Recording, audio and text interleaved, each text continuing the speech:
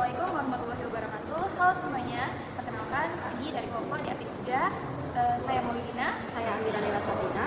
Saya Kania Alicia. Nah, di sini kami akan menjelaskan tentang organisasi perkantoran, mulai dari struktur organisasi, prinsip dasar, dan peran sekretaris. Nah, mari kita mulai.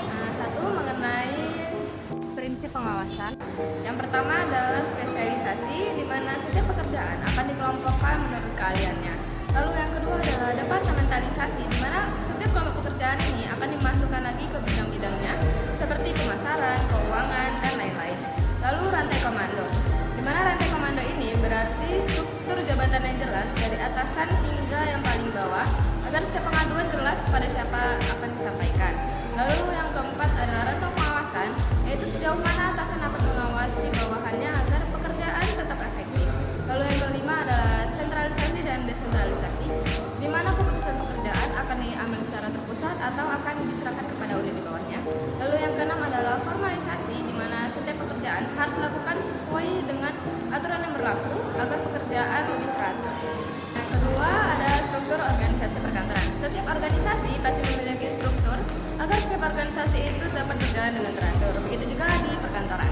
Terdapat beberapa struktur perkantoran yang mengatur bagaimana jalannya perkantoran. Yang pertama adalah struktur garis.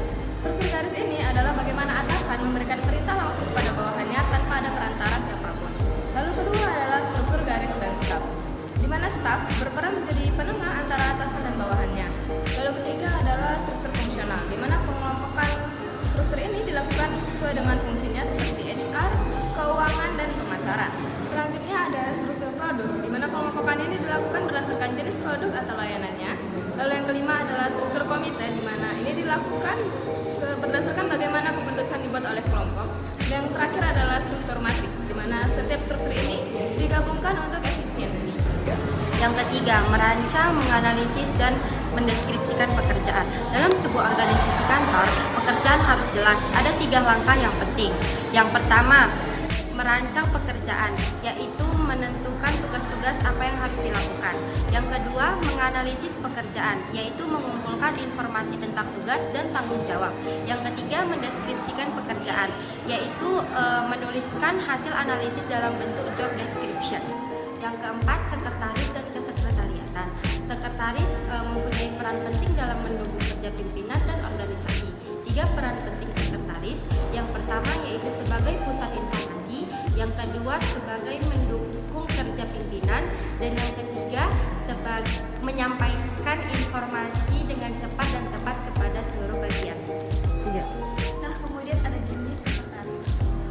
Jenis sekretaris bisa berdasarkan dengan yang pertama lingkup tugas, yaitu ada sekretaris eksekutif dan sekretaris pribadi. Kedua ada pengalaman, yaitu ada senior dan junior. Nah, yang terakhir ada spesialisasi, jadi ada sekretaris keuangan, hukum, dan lain-lain. 3.